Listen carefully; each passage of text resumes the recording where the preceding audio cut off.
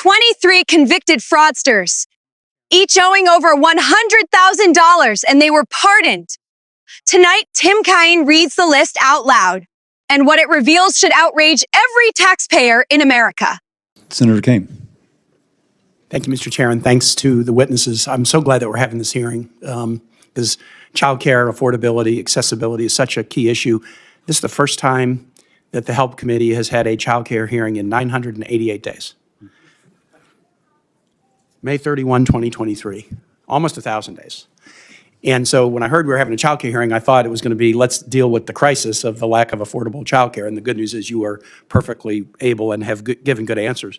But the hearing that we're having after 988 days is about fraud. And I'm kind of, just struck by that. Like, fraud in childcare is horrible. Anything fraud dealing with kids is horrible. Anything dealing with seniors is horrible. We ought to take it seriously. And I'm glad that all of you take the position that statewide freezes of funds are a bad way to deal with fraud. You need to go after fraudsters. But I just got a note, kind of to compare, that according to NBC, President Trump has used his pardon power to commute nearly $300 million in fines, restitutions, and other punishments tied to fraud-related offenses just in the last year. He's pardoned 23 fraudsters who each owed more than $100,000 for their crimes of fraud.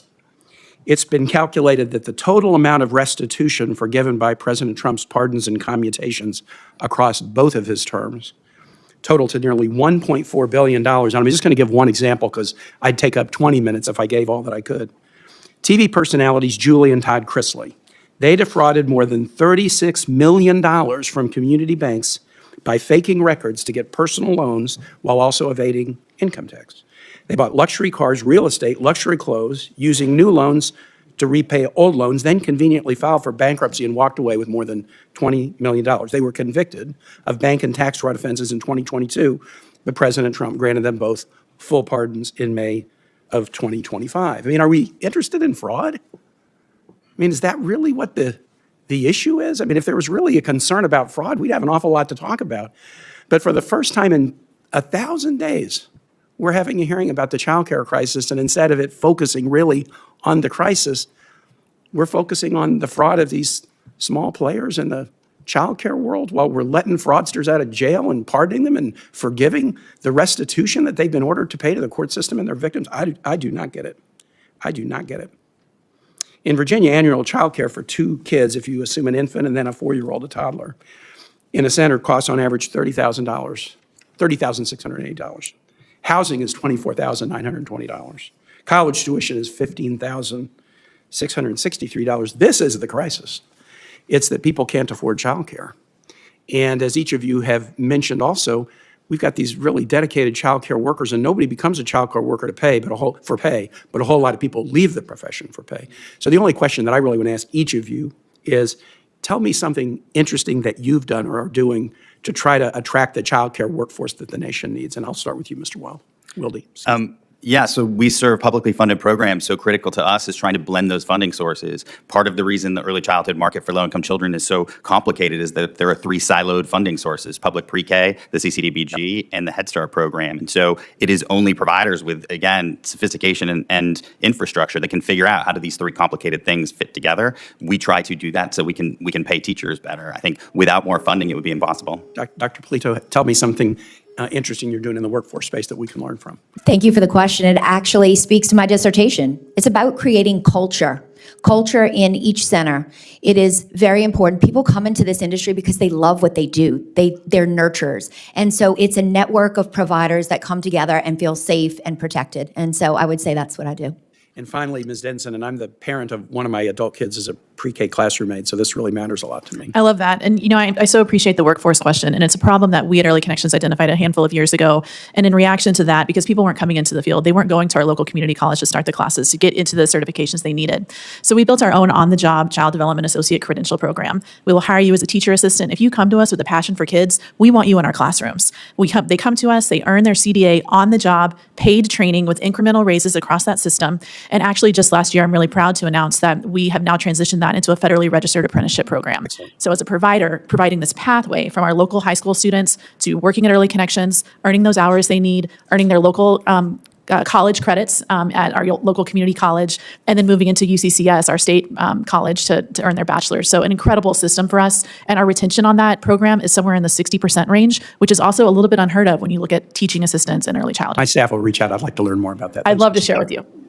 Senator Kaine, I'm proud to say that this committee. Senator Tim Kaine stood up and laid out a simple but devastating fact: 23 convicted fraudsters, each one owing more than $100,000, all connected to Trump-era fraud-related pardons.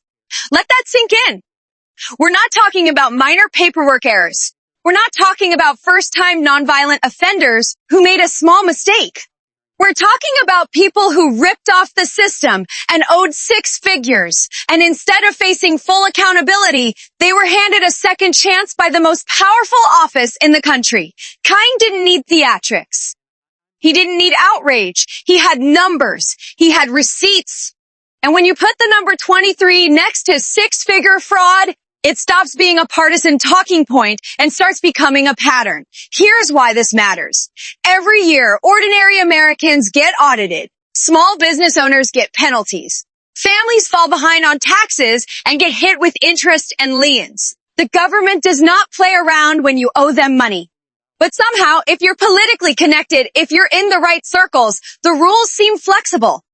That's the core of Kaine's argument.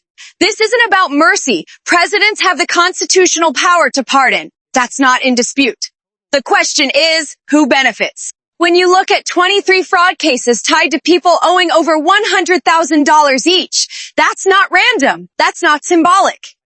That's serious financial harm. And the message it sends is dangerous.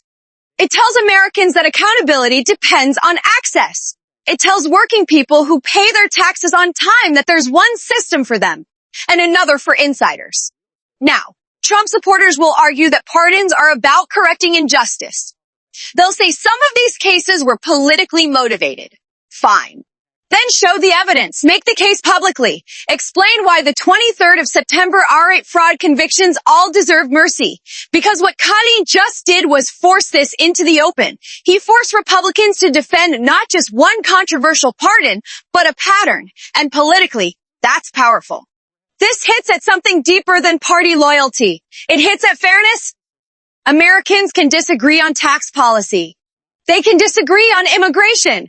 They can disagree on foreign policy. But most people, left, right, independent, agree on this: if you commit fraud and owe six figures, you don't just get to walk away clean because you have powerful friends. That's the tension here.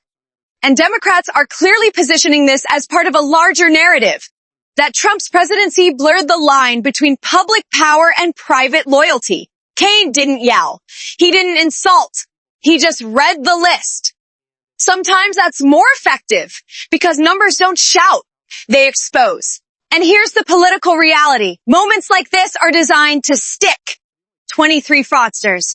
That's a headline. That's a campaign ad. That's a debate line. Republicans now have to answer a simple question. Were these pardons about justice or about protecting allies? And if they can't clearly explain each one, the optics get worse. This also reopens a bigger conversation about reforming the pardon process itself. Should there be more transparency, more independent review, stronger guardrails? Because while the Constitution gives presidents that authority, public trust determines how that authority is judged. And trust erodes fast when accountability looks selective. At the end of the day, this isn't just about Trump, it's about precedent. If fraud convictions involving massive debts can be wiped away without convincing public justification, what does that say about deterrence? What does that say to the next person considering cutting corners? Kaine's message was simple. The rule of law has to apply evenly. Whether you're a small-town business owner or a politically connected insider, if the system bends for one group, it breaks for everyone else. That's the debate now. And this story isn't going away because once the list is out there, it's out there. 23 names, six-figure debts, presidential pardons. The question isn't whether pardons are legal. The question is whether they were right. And voters will decide how they feel about that. If you believe accountability should apply to everyone, no matter how powerful, this is a conversation worth having. Stay informed, Stay sharp and keep watching.